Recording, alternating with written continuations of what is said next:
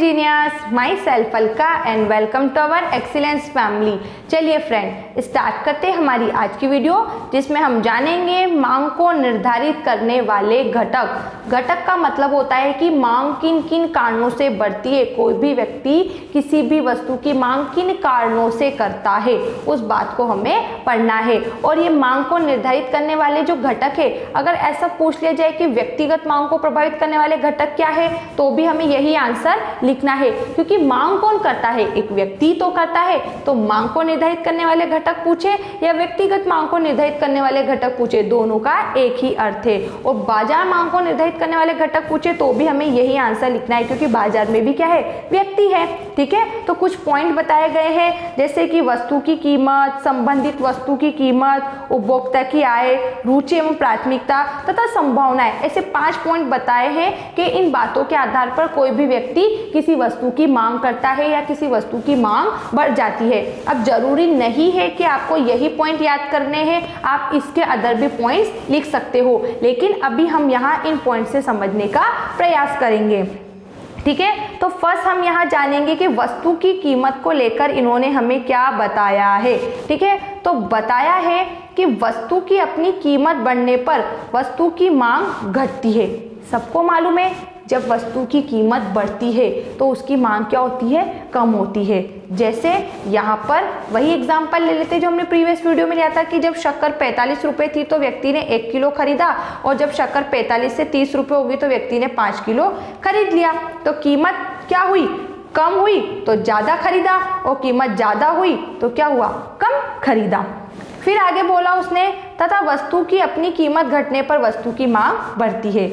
इस प्रकार वस्तु की कीमत के कारण भी मांग घटती तथा बढ़ती है। इसे मांग का नियम भी कहा जाता है, क्योंकि ये वस्तु की कीमत तथा मांग के बीच संबंध बताता है। कौन सा संबंध, विपरीत या ऋणात्मक, कि जब वस्तु की कीमत बढ़ती है ना, वस्तु की कीमत बढ़ती है तो उसकी मांग क्या होती है, कम होती है, और जब वस्तु की कीमत कम हो जाती है तो उसकी मांग बढ़ जाती है। तो यहाँ मांग को निर्धारित करने वाला घटक पहला क्या है, वस्तु की कीमत। जब कोई भी व्यक्ति वस्तु को खरीदता है तो कीमत के आधार पर खरीद रहा है। कीमत ज़्यादा होगी तो कम खरीद लेगा, और कीमत कम होगी, जब वस्तु सस्ती हो जाती है तो हम कितनी बड़ी मात्रा में उसको खरीद लेते हैं, 5 की जगह 10 किलो खरीद लेते हैं। तो ये है कि मांग को निर्धारित करने वाले घटक किन कारणों से मांग बढ़ती है। तो पहला कारण तो हो गया वस्तु की कीमत। अब दूसरा देखो, संबंधित वस्तुओं की कीमत। संबंधित वस्तु के अंदर हमें यहाँ 2 वस्तुएं बताई गई है। ठीक है, पहले तो अपन पढ़ते हैं कि संबंधित वस्तुओं के बारे में क्या कह रहा है।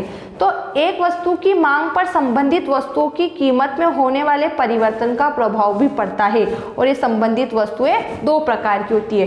वो बोल रहा है वस्तुएं कुछ सिंगल होती है और कुछ वस्तुएं जुड़ी हुई होती है ना, एक दूसरे पर निर्भर होती है, एक के बिना दूसरी वस्तु की डिमांड नहीं की जा सकती। तो इन जुड़ने के कारण भी वस्तुओं की मांग में परिवर्तन आता है। तो ऐसे परिवर्तन 2 प्रकार से आता है, और यह ऐसी वस्तुएं 2 होती है। पहला पढ़ेंगे प्रतिस्थापन वस्तु, है ना, प्रतिस्थापन वस्तु। इसमें क्या बता रहा है, प्रतिस्थापन वस्तुएं वे वस्तु होती है जिनका एक दूसरे के स्थान पर प्रयोग किया जाता है। इसे हम स्थानापन्न वस्तु भी कहते हैं, एक के स्थान पर दूसरी वस्तु। जैसे चाय महंगी हो तो कॉफी पी लो, कॉफी महंगी है तो चाय पी लो। तो ऐसी वस्तुएं प्रतिस्थापन कहलाती है। तो अब चाय महंगी है तो कॉफी की क्या हुई, मात्रा बढ़ी, कॉफी की क्या हुई, मांग बढ़ी, ना कि लोग कॉफी पीने लगेंगे, है ना। और जैसे कॉफी की क्या हो गई, कीमत बढ़ जाएगी तो लोग क्या करने लगेंगे, चाय को उपभोग करने लगेंगे। तो वही प्रतिस्थापन वस्तु ऐसी वस्तु होती है जिसमें एक दूसरे के स्थान पर वस्तुओं को कीमत के आधार पर उपयोग किया जाता है। एग्जाम्पल में भी इसने यही लिखा, चाय तथा कॉफी, बॉल पेन तथा स्याही वाला पेन। जो जेल पेन आता है ना, उसको स्याही वाला पेन कहते हैं। यदि बॉल पेन जो कि हम नॉर्मली यूज करते हैं वो महंगा है तो हम जेल वाले पेन से लिख लेंगे, मतलब स्याही वाले पेन से, और स्याही वाला पेन महंगा है तो बॉल पेन से। कुल मिला के हमारा काम यहाँ पर हो रहा है। फिर आगे बताया है, इन वस्तुओं में से एक वस्तु की कीमत बढ़ने पर दूसरी की मांग बढ़ जाती है तथा कीमत कम होने पर दूसरी वस्तु की मांग कम हो जाती है। प्रतिस्थापन वस्तु तथा मांग में प्रत्यक्ष संबंध होता है। प्रत्यक्ष मतलब सीधा, है ना। वो बोल रहा है कि एक की कीमत बढ़ती है तो दूसरे की मांग बढ़ जाती है।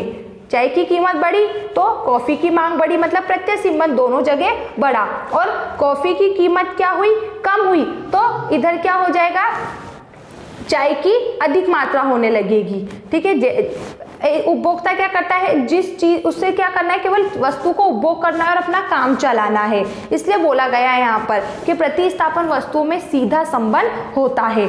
ठीक, एक बार फिर देख लो यहाँ पर एग्जाम्पल से कि इन वस्तुओं में से एक वस्तु की कीमत के बढ़ने पर दूसरी की मांग बढ़ जाती है। चाय 4 रुपये थी, 4 रुपये की 1 कप मिलती थी, तो डेली 100 व्यक्ति चाय को पीते थे। ठीक है, अब चाय क्या हो गई, 10 रुपये कर दी गई।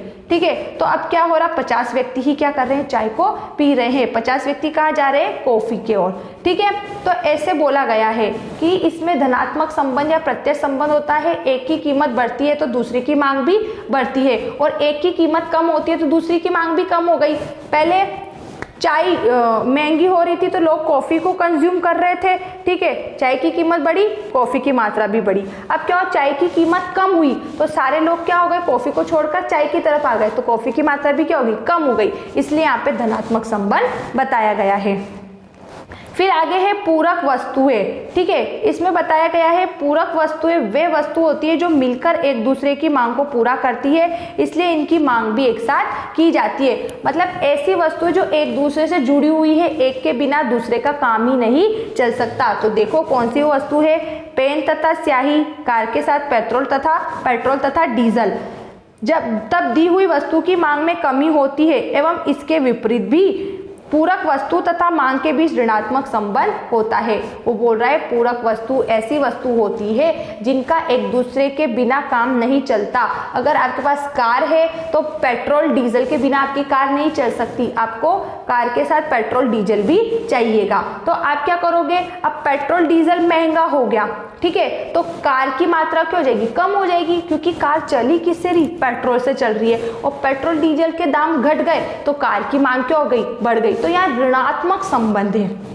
आ रहा है समझ में। जैसे पेन तथा स्याही, अब स्याही के बिना पेन नहीं चल सकता, स्याही मतलब इंक के बिना पेन नहीं चल सकता, तो अब इंक महंगी हो जाएगी, है ना, तो पेन की मांग क्या होने लगेगी, कम होने लगेगी। लोग पेंसिल से काम चलाने लग जाएंगे या फिर कंप्यूटर से काम चलाने लग जाएंगे। ठीक है, तो यहाँ ऋणात्मक संबंध है कि एक की मांग बढ़ती है तो दूसरी की कम हो जाती है। अगर आपने स्याही की कीमत बढ़ा दी तो पेन की मात्रा कम हो गई। ठीक है, और अगर आपने पेन की कीमत कम करी है तो स्याही की मात्रा क्या हो जाएगी, बढ़ जाएगी। ठीक है, उसी तरीके से अगर आपने क्या करा, पेट्रोल डीजल के दाम बढ़ा दिए तो लोग वह कार को कम खरीदेंगे क्योंकि कार पेट्रोल डीजल से ही चल रही है। और इसके विपरीत क्या करा, पेट्रोल डीजल के दाम कम हो गए तो कार की मांग बढ़ने लग जाएगी। तो इस प्रकार से ऋणात्मक संबंध हो गया। तो ये होती है संबंधित वस्तुएं। ठीक है, ये पूरक वस्तु प्रतिस्थापन वस्तु को 2-2 नंबर में भी पूछा जाता है, याद रखना। एंड लास्ट के 3 और है जिसे एक एक करके जानेंगे। अब बताया है उपभोक्ता की आय, मतलब उपभोक्ता की आय में होने वाला परिवर्तन भी वस्तु की मांग को प्रभावित करता है। यदि उपभोक्ता की आय बढ़ती है तो सामान्य वस्तु की मांग भी बढ़ती है, और उपभोक्ता की आय कम होती है तो सामान्य वस्तु की मांग भी कम हो जाती है। तो यहाँ पर क्या बताया गया है, सामान्य वस्तु वे वस्तु होती है जो क्या होती है, हमें एक विशेष तरीके से क्या होती है, पैक करके हमें मिलती है। जैसे कोई भी एक वस्तु ले लो जो खुली भी मिलती है, जैसे सूजी हो गया, मैदा हो गया, ये खुला भी आता है, पैकेट में भी आता है। तो पैकेट वाली वस्तु सामान्य वस्तु कहलाती है, और हल्की वस्तु जो इसे खुले में हमें मिलती है। ठीक है, फिर आगे लिखा है, और यदि उपभोक्ता की आय बढ़ जाती है तो हल्की वस्तु की मांग में गिरावट आ जाती है, और यदि उपभोक्ता की आय में कमी हो जाती है तो हल्की वस्तु की मांग भी बढ़ जाती है। ठीक है, तो यहाँ दोनों ही बातों को बताया गया है उपभोक्ता की आय को लेकर। उपभोक्ता की आय को लेकर यहाँ धनात्मक और ऋणात्मक दोनों संबंध को बताया गया है। ये बोल रहा है कि जब उपभोक्ता की आय बढ़ती है, जब उपभोक्ता की आय बढ़ती है तो सामान्य वस्तु की मांग भी क्या होती है, बढ़ती है। क्योंकि जब आपके पास पैसा ज़्यादा होगा तो आप अच्छी वस्तु को ही खरीदोगे ना। खुली सूजी आ रही है जैसे 20 रुपए के आधा किलो, ठीक है, और पैकेट आता है 25 का, तो जब आपके पास पैसा होगा तो आप पैकेट ही खरीदोगे। तो सामान्य वस्तु वे जो हमें पैकेट में मिलती है, और हल्की वस्तु वे जो वही वस्तु हमें खुले में मिल जाती है, जैसे ठेले पे मिल जाती है या किराने की दुकान पे हमें खुले में वो मिल जाती है। तो दोनों संबंध बताया है। सामान्य वस्तु के साथ आय का संबंध धनात्मक होता है और हल्की वस्तु के साथ आय का संबंध ऋणात्मक होता है, कि जब उपभोक्ता की आय बढ़ती है तो सामान्य वस्तु की मात्रा भी बढ़ती है, और जब उपभोक्ता की आय कम होती है तो सामान्य वस्तुओं की मात्रा भी कम होती है, उनकी मांग भी कम होती है। और इसके विपरीत जब उपभोक्ता की आय बढ़ती है तो हल्की वस्तु की कीमतें क्या हो जाती है, उपभोक्ता की आय बढ़ जाती है तो हल्की वस्तु की मांग में गिरावट आ जाती है, और यदि उपभोक्ता की आय में कमी होती है तो हल्की वस्तु की मांग बढ़ जाती है। इन दोनों ही बातों को लेकर यहाँ हमने समझा। ठीक है, अब अगला हम समझेंगे रुचि एवं प्राथमिकता। इसमें बताया गया है वस्तुओं तथा सेवाओं की मांग व्यक्ति की रुचियों तथा प्राथमिकताओं पर भी निर्भर करती है। किसी भी वस्तु की मांग उपभोक्ता के इंटरेस्ट पर भी निर्भर करती है कि उपभोक्ता को जो वस्तु चाहिए उसको पहले खरीदेगा। ठीक है, शौक के आधार पर, जैसे फैशन, विज्ञापन, जलवायु, नए आविष्कार आदि के आधार पर भी वस्तुओं की मांग बढ़ती है और घटती है।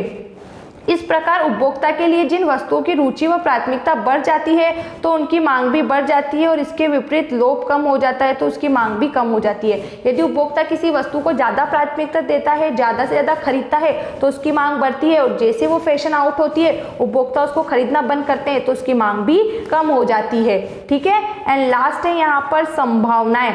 इसमें लिखा है यदि किसी वस्तु की कीमत भविष्य में बढ़ने की आशा है तो लोग उस वस्तु का अन्य वस्तु की तुलना में अधिक खरीदने लगेंगे, इससे उस वस्तु की मांग बढ़ने लगेगी। संभावना है, जैसे हमको लगता है कि भाई शादियां आने वाली है, ठीक है, हर एक वस्तु महंगी हो जाएगी, तो ऐसी हमें संभावना लगती है, तो हम क्या करते हैं, जहां हमें 5 किलो वस्तु की आवश्यकता है वहां हम 10 किलो से खरीद के रख लेते हैं, क्योंकि हमें पता है आज वस्तु की कीमत 40 से बढ़कर कल 50 हो जाएगी। तो कभी कभी संभावनाओं को देखते हुए भी वस्तु की कीमत को अधिक मात्रा में खरीद लिया जाता है। तो आए फ्रेंड्स समझ में ये सारे पॉइंट्स। अगर फिर भी कोई डाउट लगता है तो डाउट को कमेंट्स बॉक्स में लिखकर दूर करना है। ठीक है friends, thanks for watching this video, bye bye.